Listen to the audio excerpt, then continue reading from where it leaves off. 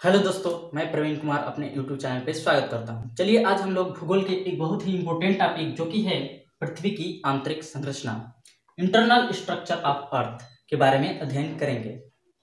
सबसे पहले बात आती है कि किसी भी वस्तु की आंतरिक अगर संरचना को दर्शाना है तो सबसे पहले उसको कट करना पड़ता है, यानी उसे काटना पड़ता है या सेक्शन लेना पड़ता है। इसीलिए ये एज्यूम कीजिए ये पृथ्वी है और उसे मैंने एक हॉरिजॉन्टल कट और एक वर्टिकल कट काटा है, जो कि दोनों कट आकर यहाँ पे पृथ्वी के जो कोर है उस पे आकर मिलते हैं। ये पृथ्वी का कोर है या केंद्र बिंदु है, और यहां से लेकर जो बाहरी सरफेस है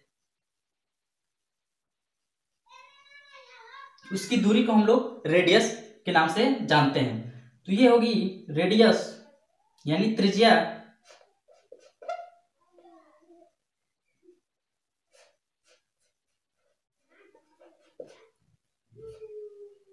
अगर जिसकी लंबाई की बात करें कि पृथ्वी की त्रिज्या कितनी है तो लगभग 6370 किलोमीटर है।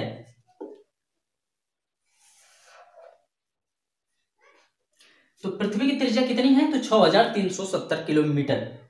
यदि बात करें यहां से लेकर और यहां तक, जो कि ये परत आपको दिखाई दे रहा होगा, इस व्यू के माध्यम से हमें 3 परत दिखाई दे रहे होंगे। जैसे कि यहां से लेकर एक यहां तक, जिसे हम लोग क्रस्ट या भू प्रॉपर्टी के नाम से जानते हैं।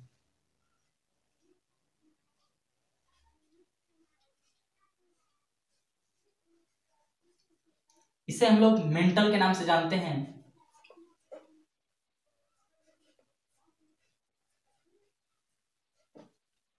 और इसे हम लोग कोर। तो इसको ध्यान में रखिएगा कि 0 से लेकर 34 से 100 किलोमीटर इसकी जो बॉर्डर होती है, ये वाली 34 किलोमीटर से लेकर 100 किलोमीटर तक लगभग जो है वो भू प्रॉपर्टी या क्रस्ट की मोटाई है। यानी क्रस्ट जो परत है उसकी मोटाई 34 से 100 किलोमीटर तक है। अधिकतर जो भूकंपें आती है इसी क्रस्ट से आती है। उसके बाद 100 किलोमीटर के बाद, यानी 34 से 100 किलोमीटर के बाद यहां तक आते हैं 2900 किलोमीटर तक। तो इस परत की मोटाई को, जिस 34 से 100 से लेकर 2900 तक, उसे मेंटल के नाम से जानते हैं। और 2900 से लेकर यहाँ पे 6370 किलोमीटर लगभग अबाउट 6370 किलोमीटर तक के भाग को कोर के नाम से जानते हैं। अब बात आती है कि ये परत है जो कि ये भू प्रॉपर्टी और एक मेंटल जो है उसको विभाजित करती है। यानी इस लेयर को हम लोग एक नाम से जानते हैं जिसे याद रखिएगा, मोहर डिसकंटिन्यूटी। मोहो डिस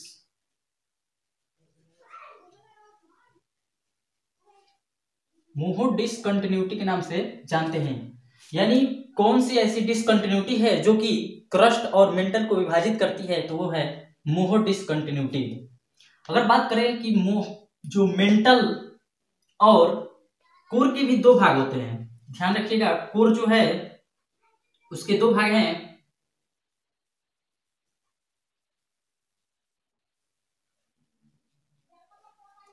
थोड़ा समझिएगा इसे। 2900 से लेकर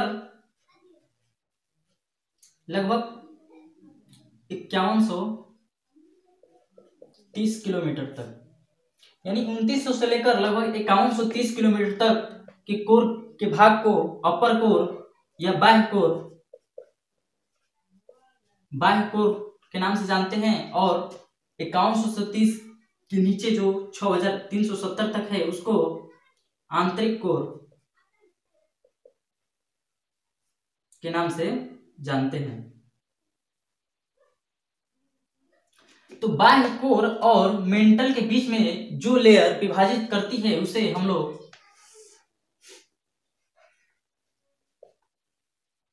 गुटनबर्ग गुटेनबर्ग गुटेनबर्ग डिसकंटिन्यूटी के नाम से जानते हैं।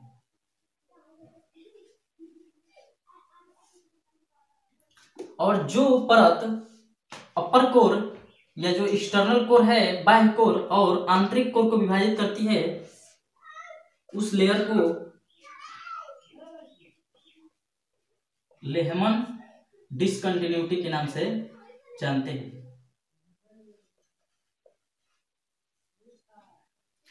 चलिए सबसे पहले बात करते हैं क्रस्ट की, कि क्रस्ट से बनने वाले क्वेश्चन जो इंपॉर्टेंट है, एग्जाम में बार बार आते हैं, उनसे क्या है। तो क्रस्ट पे या क्रस्ट को एक और नाम से जानते हैं जिसे हम लोग सियाल के नाम से जानते हैं। ऐसा क्यों? क्योंकि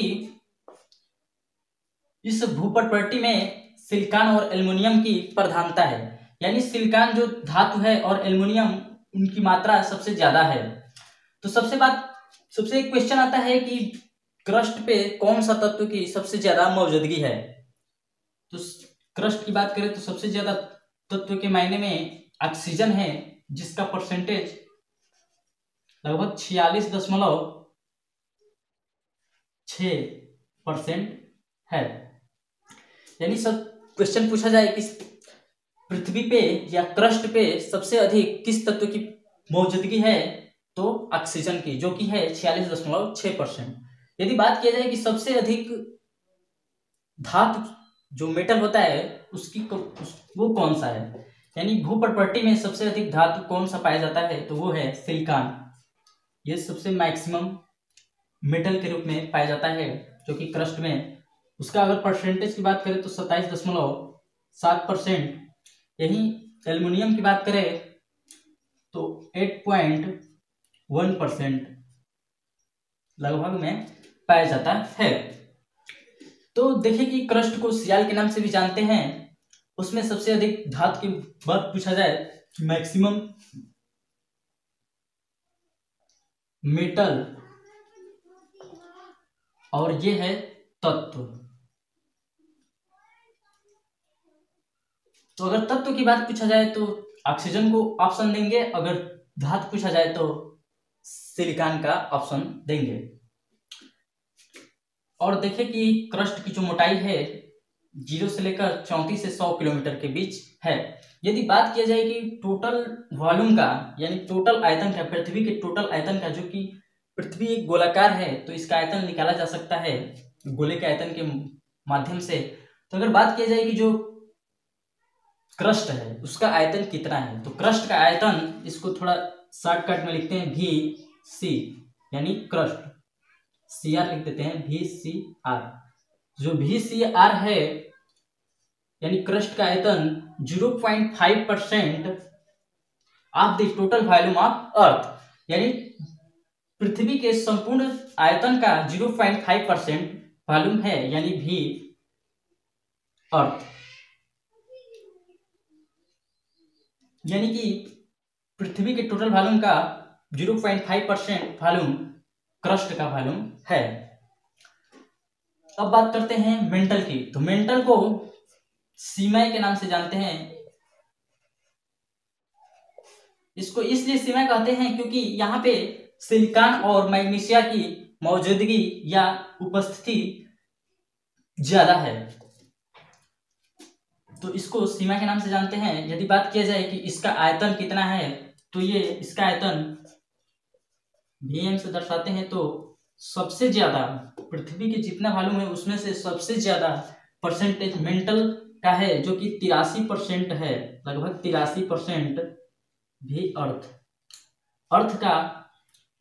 वॉल्यूम का 83% वॉल्यूम मेंटल का है।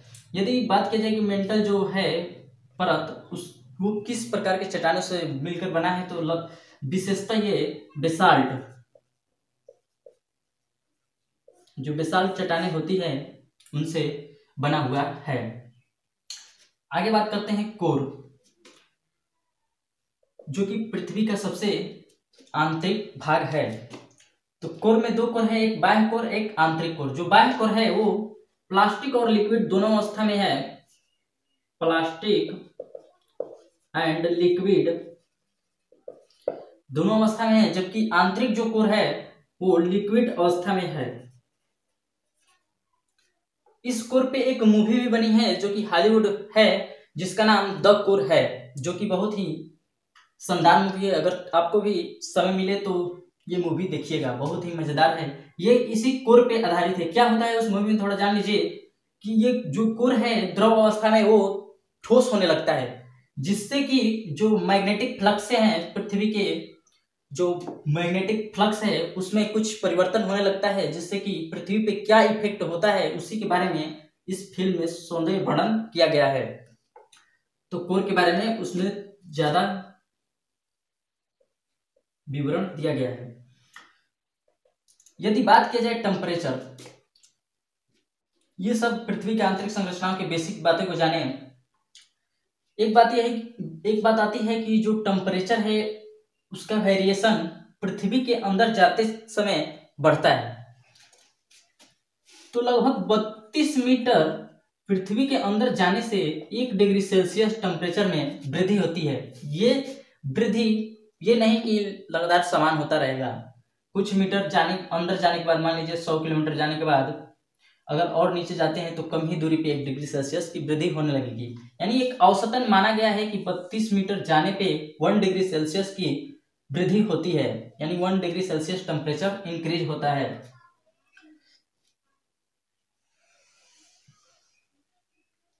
यदि पृथ्वी के घनत्व की बात करें तो जो क्रस्ट है उस पे पृथ्वी का घनत्व, जो इसका डेंसिटी है वो लगभग 2.5 ग्राम पर सेंटीमीटर क्यूब से लेकर 3 ग्राम पर सेंटीमीटर क्यूब है। यदि यही कोर की बात की जाए तो जो कोर का डेंसिटी है वो 13 ग्राम, लगभग 13 ग्राम पर सेंटीमीटर क्यूब है। तो एक क्वेश्चन आता है कि पृथ्वी का एवरेज डेंसिटी कितना है। तो यदि एवरेज डेंसिटी की बात करें तो जो एवरेज डेंसिटी है पृथ्वी का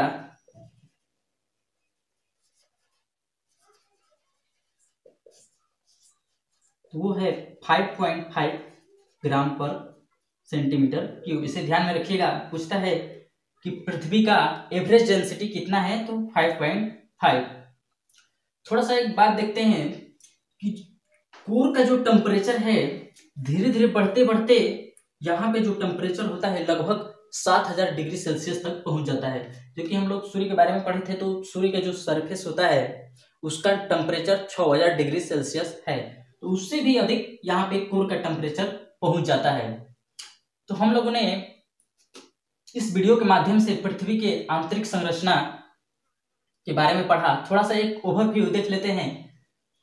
तो सबसे पहले देखें कि सबसे ऊपरी परत जो कि क्रस्ट या सियाल के नाम से जाना जाता है, उसमें सबसे अधिक तत्व में बात करें तो 46.6% के साथ ऑक्सीजन गैस सबसे ज्यादा पाई जाती है। यही अगर धातु पूछा जाए कि सबसे अधिक धातु क्रस्ट में कौन सी पाई जाती है तो सिलिकॉन गैस, सिलिकॉन धातु है जो कि 27.7% है। यदि डेंसिटी की बात की जाए तो क्रस्ट की डेंसिटी 2.5 ग्राम पर सीसी से लेकर 3 ग्राम पर सेंटीमीटर क्यूब है।